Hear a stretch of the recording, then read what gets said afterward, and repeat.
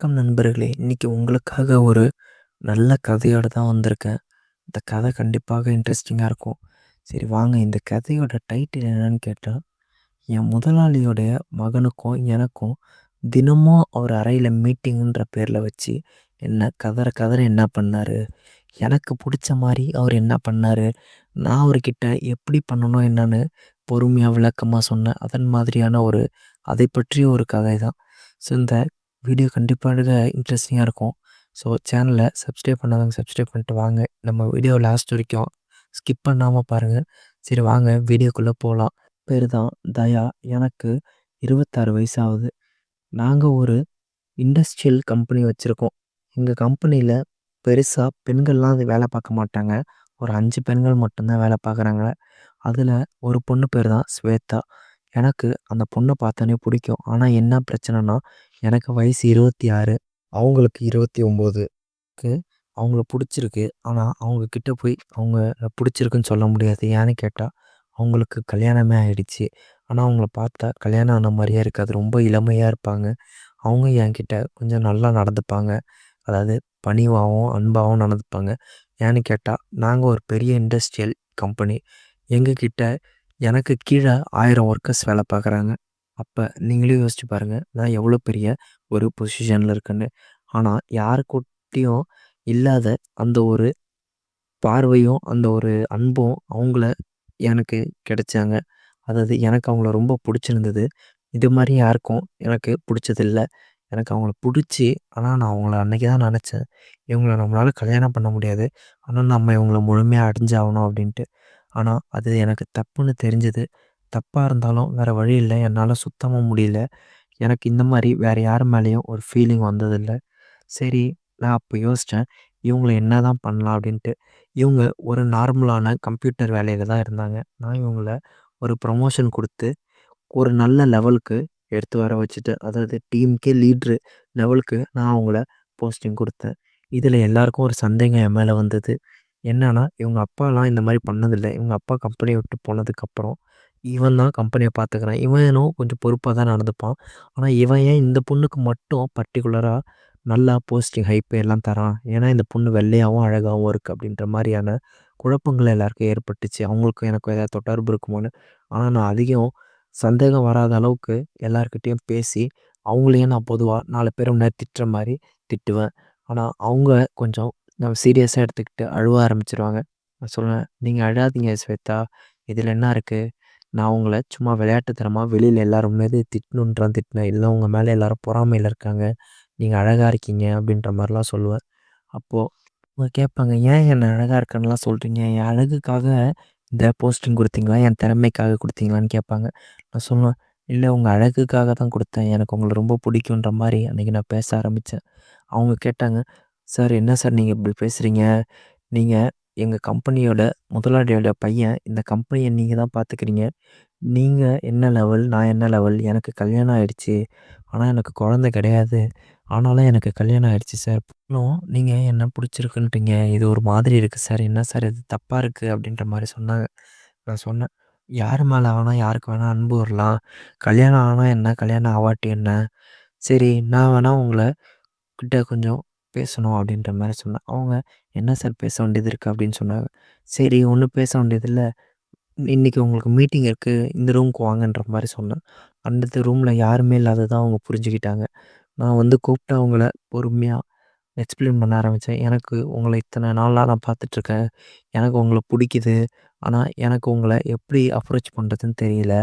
ஆனா ஏன்னா அவங்க கிட்ட நான் போயி, எனக்கு உங்கள அடைஞ்சாகணுன்ற ஆசை இருக்குன்னுலாம் சொல்ல முடியாது. அப்ப அவங்க என் மேல பிரச்சனையாகி, இது பெரிய சர்ச்சையா முடிஞ்சிரும்ன்ட்டு. நான் அவங்ககிட்ட சொன்னேன், "நீங்க அழகா இருக்கீங்க. உங்க கை அழகா இருக்கு. கால் அழகா இருக்கு. உங்க பேசுற கண்ணு, உங்க பேசுற வாய் எல்லாமே அழகா இருக்கு. உங்களுக்காக நான் எது வேணாலும் பண்ண தயாரா இருக்கேன்ட்டு." நான் ரூ. 1,00,000க்கு ஒரு கோல்டு ரிங்க வாங்கி அவங்க கையில போட்டேன். அவங்களுக்கு செம்ம ஷாக்கு. "என்னது இது? இவன் இப்படிலாம் வாங்கி தரானே!" அப்படின்ற மாரி பார்த்து என்கிட்ட அவங்களும் கொஞ்சம் போக போக நெருக்கமா பேச ஆரம்பிச்சாங்க. சரி நெருக்கமா பேசுறாங்களே! இவங்கள நம்ம லைட்டா டச் பண்ணி பார்ப்போமான்னு பார்த்தா, அன்னைக்கு ஒரு நாள் டச் பண்ணேன். அன்னைக்கு அவங்க கேட்டாங்க, "என் மேல தொடுற வேலைலாம் வச்சுக்காதீங்கன்ற" மாரி சொல்ட்டாங்க. ஆனா எனக்கு ஒரு மாதிரி ஆயிடுச்சு. எனக்கும் தொட்டதுக்கப்புறம் அன்னைக்கு நைட்லாம் எனக்கு தூக்கமே வரல. ஏன்னா, அவங்க மேல எனக்கு அவ்வளோ பிரியம். எனக்கு அவங்கள எப்படியாவது அடைஞ்சாகணும். என்னடா உடம்பு இதுன்ற மாரி நான் யோசிக்க ஆரம்பிச்சுட்டேன். எனக்கும் அப்படியே கொஞ்சம் கொஞ்சமா பேச ஆரம்பிச்சேன் அவங்க கிட்ட. "இங்க வாங்க, இன்னைக்கு மீட்டிங் இருக்குன்னு" சொல்லி தான் அவங்கள ரூம்ல கூப்பிட்டேன். அவங்க பக்கத்துல உட்காந்து தெளிவா சொன்னேன். "இந்த வாழ்க்கை உங்க வாழ்க்கை. நீங்க தான் முடிவு எடுக்கணும். அடுத்தவங்களுக்காக நீங்க எல்லாத்தையும் கட்டுப்படுத்திட்டு இருக்கீங்க. உங்களுக்கு புடிச்சத பண்ணுங்க. உங்களுக்கு என்ன புடிச்சிருந்தா சொல்லுங்க. நம்ம 2 பேரும் இந்த மாரி தப்பு பண்ணலான்னு" என்னால உணர்ச்சிகள கட்டுப்படுத்திக்க முடியாம நான் ஓப்பனாவே கேட்டுட்டேன். "என்னால என் உணர்ச்சிய கட்டுப்படுத்த முடியல. உங்கள பார்த்தோனே ஆசையா இருக்கு. எனக்கு நீங்க எனக்கு புடிச்ச மாரி பண்றீங்களா?" அப்படின்ற மாரி கேட்டேன். அவங்க சீன்ற மாரி சொன்னாங்க என்ட்ட. "என்னாச்சு இப்படி பேசுறீங்க? நான் கம்பெனி விட்டு போறேன்னு" சொல்லிட்டாங்க. அவங்க போன அவங்க கிளம்பிட்டாங்க. நான் அப்ப கூப்ட்டு, "உங்களுக்கு நான் 5,00,000 இப்பயே பணம் தரேன். இந்த கம்பெனியிலேயே இருங்க" அப்படின்ற மாரி சொன்னேன். அவங்க "எனக்கு பணம்லாம் முக்கியம் இல்ல. எனக்கு நல்ல குணமா இருக்கணும்" அப்படின்ற மாரி சொல்லிட்டு கிளம்புனாங்க. நான் சொன்னேன், "இந்தாங்க 5,00,000ன்னு." அவங்க "சரி, ஓகே." நான் சாரின்னு சொன்னேன். அதுக்கப்புறம் நான் உட்காந்து அழுவ ஆரம்பிச்சுட்டேன். அவங்ககிட்ட பணத்த குடுத்துட்டு. அவங்க "சரி, சரி சார். அழாதீங்க, அழாதீங்க. சரி சார், நம்ம நாளைக்கு பார்க்கலான்ட்டு" வீட்டுக்கு போயிட்டு நாளைக்கு வந்தாங்க. அவங்க வரும்போதே அன்னைக்கு ஒரு மாரி லிப்ஸ்டிக்லாம் போட்டு வந்தாங்க. எனக்கு லைட்டா தோணுச்சு, ஒரு வேள நம்ம அழுததுனால தான் அவங்க இப்ப சிம்பத்தி கிரியேட் ஆன மாரி வராங்களோ அப்டின்ட்டு. சரி, ஒண்ணும் சொல்ல வேணாம். அவங்களே ஏதாவது சொல்லட்டும். இன்னைக்கு ஏதாவது சொன்னா பிரச்சனை ஆயிரும்ன்ட்டு நான் அவங்ககிட்ட கேட்டேன். "சொல்லுங்க சார், என்ன சொல்லுங்க மேடம்" அப்டின்னு. அவங்க வந்து, "சார், இன்னைக்கு மீட்டிங் அந்த ரூம்ல வாங்க சார். நான் கொஞ்சம் உங்ககிட்ட பேசணும்னு" கூப்ட்டாங்க. அவங்க கூப்ட்டு அப்ப சொன்னாங்க, "சார், எனக்கு ரொம்ப உங்கள பார்த்தோனே கஷ்டமாயிடுச்சு. உங்களுக்காக வேணா நான் ஒரு தடவ இத வேணா ஒத்துக்கிறேன். ஆனா, எனக்கு இதில விருப்பம் இல்ல" அப்படின்ற மாரி சொன்னாங்க. சொன்னேன், "சரி மேம், ஓகே மேம்" அப்படின்ட்டு சொல்லி, "சரி வாங்க சார் அந்த ரூமுக்குன்ற" மாரி அவங்க தான் கூப்பிட்டாங்க. கூப்பிட்டு கேட்டாங்க, "உங்களுக்கு என்ன தான் சார் இப்ப தேவை? என்ன பண்ணணும்? உங்களுக்கு என்ன பண்ணா புடிச்சிருக்கும்?" அப்படின்ற மாரி கேட்டாங்க. நான் சொன்னேன், "மேடம், எனக்கு இந்த மாரிலாம் பண்ணணும். உங்கள பார்த்தோன்னே இந்த ஆசை இருக்கு. என்னால இத கட்டுப்படுத்திக்க முடியலன்ற" மாரி அவங்ககிட்ட ஓப்பனாவே சொல்லிட்டேன். சரி, அவங்ககிட்ட கேட்டாங்க. சரி, நான் இப்ப பண்றேன். ஆனா இதான் ஃபர்ஸ்ட் அண்ட் லாஸ்ட்டா இருக்கணும். யார்கிட்டயும் சொல்லக்கூடாதுன்னு ப்ராமிஸ் வாங்கிக்கிட்டாங்க. இன்க்ளூடிங் என் புருஷனுக்கும் தெரியக்கூடாது. இதற்கு சேஃப்டி கிட் இதெல்லாம் வச்சிருக்கீங்களா? அப்படின்ற மாரி கேட்டாங்க. நான் சொன்னேன், சரி நான் இப்ப ஆர்டர் போட்டு வாங்கிடுறேன்னு சொல்லி சேஃப்டி கிட்லாம் வாங்கி, நாங்க 2 பேரும் பொறுமையா ஆரம்பிச்சோம். அவங்ககிட்டயும் நானே கேட்டேன். நானே ஒண்ணு ஒண்ணா சொல்றேன். அத நீங்க பண்றீங்களான்னு கேட்டேன். சரி, கண்டிப்பா பண்றேன்ற மாரி சொன்னாங்க. நாங்க பொறுமையா பண்ண ஆரம்பிச்சோம். ஆஃபீஸ் வேலைலாம் முடிஞ்சு எல்லாரும் வீட்டுக்கே போயிட்டாங்க. ஆனா அவங்க வீட்டுக்கே போல. அன்னைக்கு அவங்க ஹஸ்பண்ட் கிட்ட எனக்கு இன்னைக்கு முக்கியமான வேலை இருக்கு. நான் நாளைக்கு தான் வருவேன்னு சொல்லிட்டேன். அவனும் நம்பிட்டான். அதன் காரணமாக நாங்க டே அன்னைக்கு காலையிலேருந்து ஈவினிங் வரைக்கும், இன்னொன்னு நைட்லேருந்து காலையில வரைக்கும் கதற கதற, அதாவது அவள விடிய விடிய நான் ஃபுல்லா பண்ணேன்.